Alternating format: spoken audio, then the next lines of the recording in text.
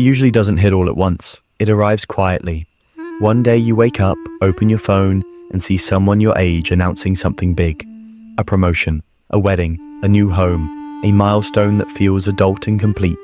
You scroll past it, then another, and suddenly there's a tightness in your chest you can't explain.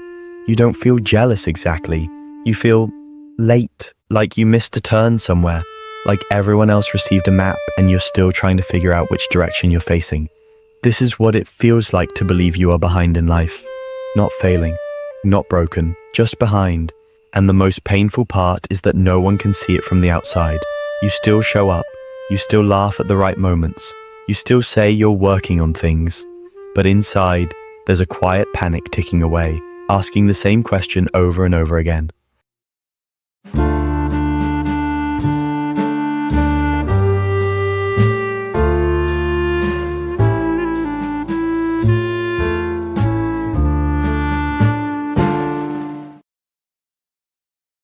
What is wrong with me? Psychology has a word for this feeling, but it rarely captures how heavy it actually is. Because this isn't just comparison. This isn't just low confidence. This is a deep internal sense that time is moving faster for everyone else and slower for you.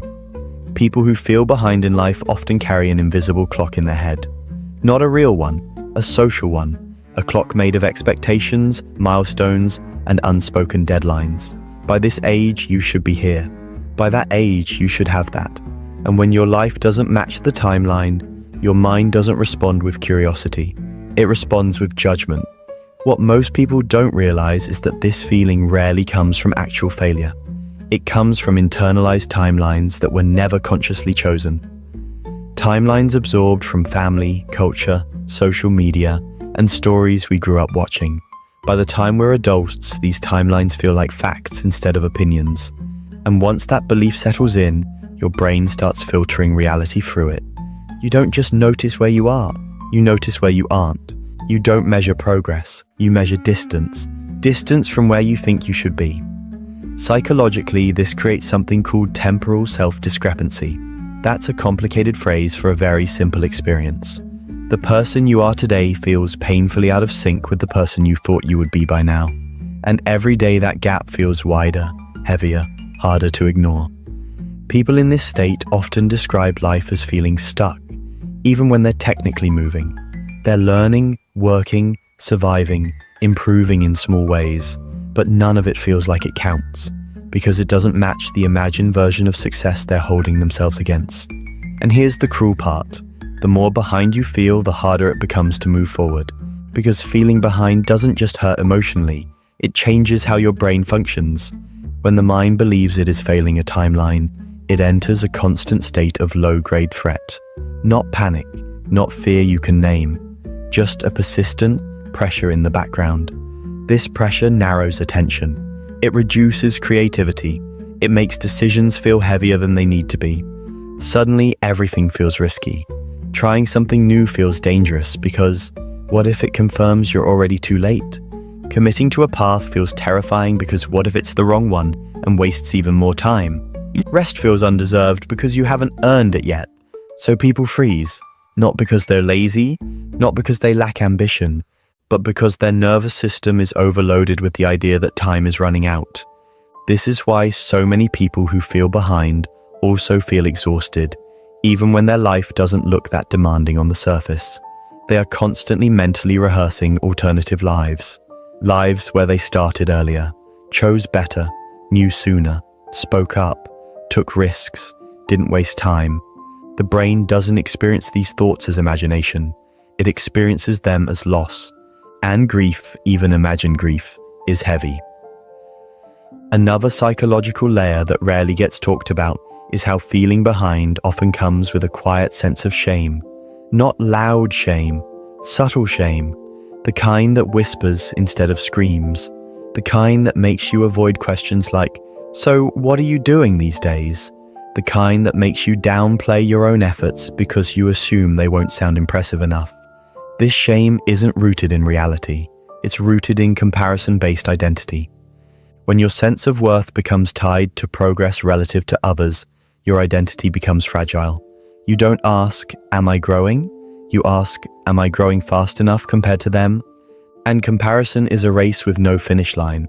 Psychological research shows that humans are not built to compare themselves to hundreds or thousands of peers at once. For most of human history, comparison happened within small communities, a village, a family, a few dozen people. Today, your brain compares your private, unfinished life to everyone else's curated highlight reel. Your mind doesn't know the difference. It interprets constant upward comparison as evidence of inferiority. That's why feeling behind often comes with a distorted self-image. People begin to see themselves as fundamentally slower, less capable, or somehow defective. They start rewriting their personal story to explain why they haven't arrived yet. I'm just not disciplined. I'm bad at life. Everyone else figured it out except me. But these aren't insights. They're conclusions drawn from incomplete data. What's rarely acknowledged is that feeling behind is often a sign of delayed alignment, not delayed ability. Many people move slowly, not because they lack potential, but because they're trying to build a life that actually fits them. And fit takes time, especially in a world that rewards speed over depth. People who feel behind are often more reflective. They question paths instead of blindly following them. They think deeply before committing. They hesitate not because they're incapable, but because they're trying to avoid building a life they'll later have to escape from. But reflection doesn't look impressive on a timeline. There's no post for inner clarity, no celebration for choosing not to rush, no applause for outgrowing dreams that weren't yours. So from the outside, it looks like stagnation. From the inside, it's often quiet reconstruction. Another overlooked factor is emotional backlog. Many people who feel behind spent earlier parts of their life surviving rather than building. They were dealing with emotional stress, family pressure, instability, self-doubt, or environments that didn't support growth. While others were accumulating achievements, they were learning how to stay afloat. Psychologically, survival mode delays development. When your nervous system is focused on safety, long-term planning takes a back seat. This isn't a failure, it's a biological response. But later, when life finally becomes calmer, the comparison begins. You're safe now, the world says. So why aren't you ahead? Because safety came late, and healing takes time. People who feel behind often underestimate how much unseen work they've already done. Emotional maturity, self-awareness, resilience, empathy. These aren't visible milestones, but they shape the trajectory of a life more than any early achievement. Still, the mind doesn't reward invisible progress. It keeps asking for proof, and this is where the inner tension grows. You feel pressure to catch up, but you don't even know what that means anymore. Catch up to what? To whom? To which version of success? This confusion can lead to impulsive decisions, sudden career changes, rushed relationships, commitments made out of fear instead of alignment. Psychologically, this is called urgency-driven behavior. It's action fueled by anxiety, not clarity, and it rarely leads to peace. People who feel behind are often told to stop comparing or go at your own pace. These phrases sound comforting, but they don't address the real issue. Because the problem isn't comparison itself, the problem is identity being attached to speed. When speed becomes a measure of worth, slowing down feels like disappearing. So the work isn't to stop noticing others, it's to untangle your value from velocity. This requires a psychological shift that doesn't happen overnight. It starts with recognizing that life isn't a single linear track. It's a collection of different paths that intersect, pause, loop, and restart. Some people sprint early and slow later. Others wander before finding momentum. Some bloom quietly, then rapidly. The brain wants a straight line. Life rarely offers one. And here's something deeply important that most people never hear. Feeling behind does not mean you missed your chance. It means you're standing at a point where conscious choice matters more than momentum. People who move fast early often do so by following scripts. People who feel behind are often forced to write their own. That's harder, lonelier, but ultimately more honest. The discomfort you feel isn't proof of inadequacy. It's the tension of becoming aware. Awareness always arrives before change, and awareness is rarely comfortable.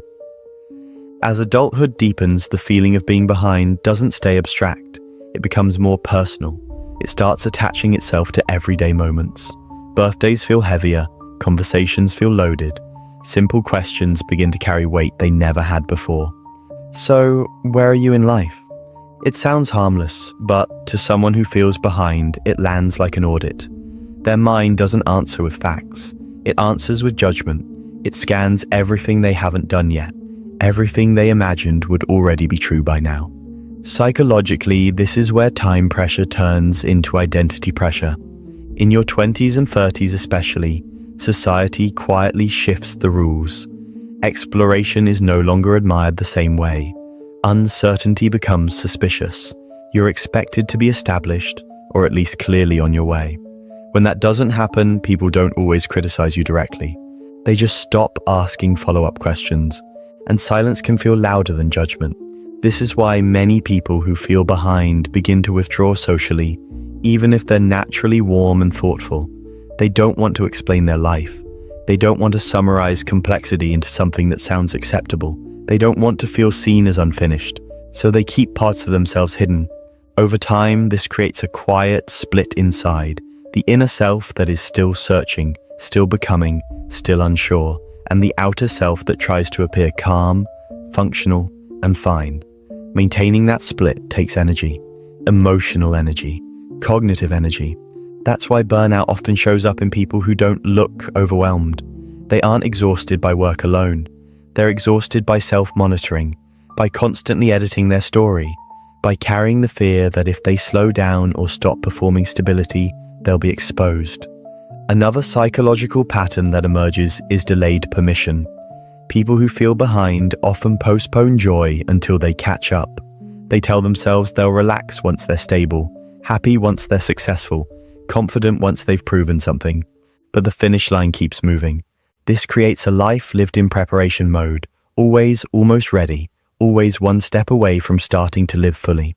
Psychologically, this is dangerous because it conditions the brain to associate worth with future outcomes instead of present experience. You don't feel allowed to enjoy where you are. You don't feel allowed to celebrate small wins. You don't feel allowed to rest. And without rest, perspective shrinks. One of the most misunderstood aspects of feeling behind is how it affects motivation. From the outside, it can look like a lack of drive, but internally, it's often the opposite. There is too much pressure attached to every choice. When everything feels like it has to fix your life, nothing feels light enough to begin. So people procrastinate, they delay, they distract themselves, not because they don't care, but because caring feels overwhelming. Each decision feels like it carries the weight of lost time, and the fear of choosing wrong becomes paralyzing. This is where self-trust erodes. If you believe you're behind because you made poor choices before, it becomes harder to trust your choices now. You second-guess yourself constantly. You look for reassurance, you compare again, you hesitate. Psychology shows that confidence isn't built by always choosing correctly. It's built by seeing yourself recover from choices that didn't work. But people who feel behind often don't give themselves that grace. They treat every decision as if there's no room for error left, as if one wrong move will confirm everything they fear about themselves. This mindset quietly shrinks life. Relationships can also become complicated. When you feel behind, you may feel out of sync with friends who are hitting traditional milestones. Even when there's no resentment, there's distance. Conversations revolve around experiences you can't fully relate to yet, or maybe don't even want, but feel you should. So you listen, you nod, you support, and later you go home feeling strangely empty. Some people respond by rushing into relationships or commitments just to feel aligned again. Others pull away completely. Neither extreme brings peace because the root issue isn't timing, it's self-acceptance. Feeling behind often hides a deeper belief. I am only acceptable when I arrive. But arrival is an illusion. There is no permanent state where life suddenly feels finished and secure. Even people who seem ahead are quietly negotiating uncertainty, fear, and doubt. They just have different reference points. Research on life satisfaction shows something interesting. Happiness doesn't consistently increase with early achievement. In many cases, people who follow non-linear paths report deeper fulfillment later, once alignment catches up with effort. But society doesn't tell those stories often, because slow growth isn't dramatic. Delayed blooming doesn't trend well. Quiet resilience doesn't photograph easily. so the mind fills in the gaps with assumptions. Another important psychological truth is that feeling behind often intensifies when identity is underdeveloped. When you don't yet have a clear sense of what matters most to you, it's easy to borrow definitions of success from others, and borrowed definitions rarely fit well. This creates a constant sense of mismatch. You chase goals that don't energize you, then feel defective when they don't motivate you. You assume the problem is you, not the goal. But motivation isn't a moral trait, it's a signal. People who feel behind often ignore this signal because they're trying to outrun shame instead of listening to curiosity. They're motivated by fear of being left behind, not by genuine interest in where they're going. That kind of motivation burns fast and leaves emptiness behind. So what actually helps? Not affirmations, not pretending you're ahead, not forcing optimism. What helps is a slow psychological reframe of time itself. Instead of asking, how far behind am I? The question becomes, what season am I actually in? Some seasons are for building, some are for unlearning, some are for healing, some are for experimenting. Trying to harvest during a season of planting only creates frustration.